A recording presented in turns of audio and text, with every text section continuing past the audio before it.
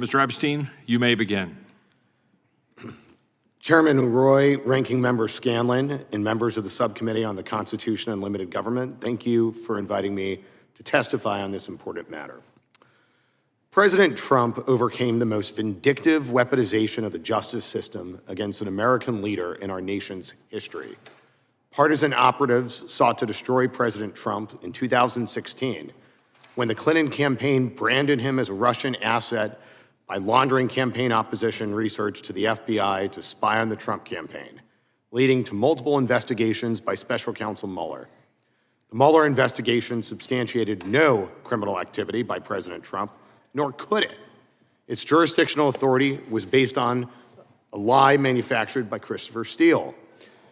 But as the American people would witness, the first special counsel investigation was mere child's play.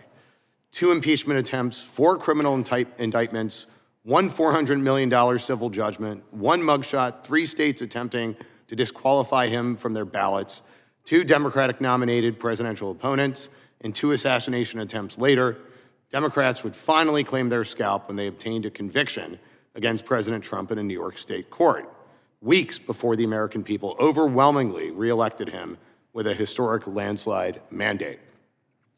The American people saw through the coordinated hit job on their president that culminated in a conviction by a radically liberal jury pool in front of a judge who donated to Trump's first 2024 election opponent, President Joe Biden, and whose daughter works for a firm that represented both Joe Biden and Kamala Harris's presidential campaigns against President Trump, a party arguing before her father.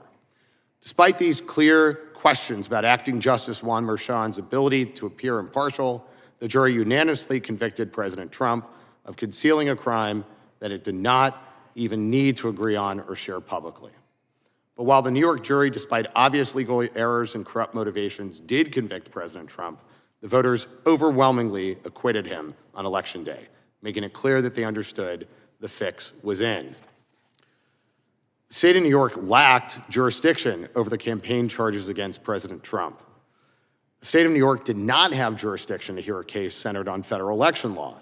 District Attorney Alvin Bragg violated a Supreme Court doctrine known as the primary jurisdiction doctrine, which says that a court should stay or dismiss a claim when it implicates issues within the special competence of a federal administrative agency.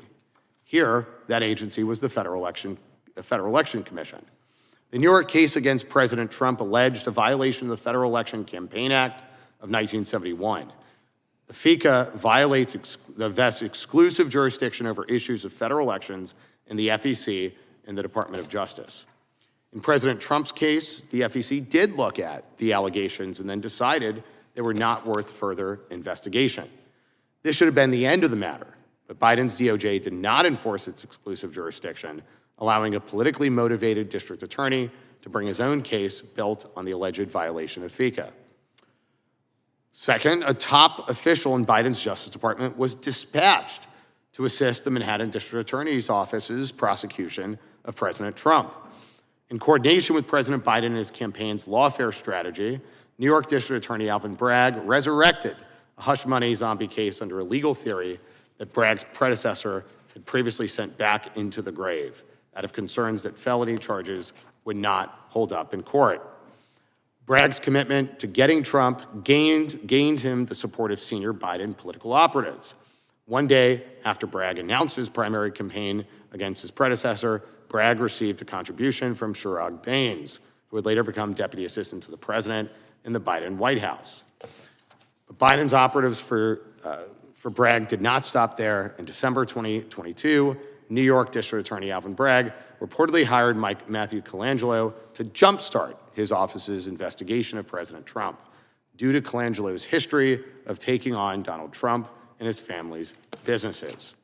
At the Biden Department of Justice, Colangelo served as a politically appointed acting Associate Attorney General, the 3rd highest ranking official in the Department of Justice. The committee's thorough investigation revealed that Bragg's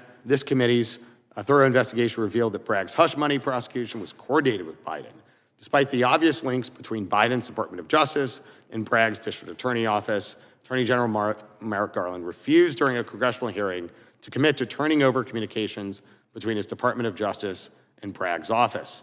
and the Department of Justice's follow-up response to the committee denied the existence of such communications. Our work at America First Legal revealed that, in fact, 36 responsive records existed between the Department of Justice and the New York District Attorney's Office.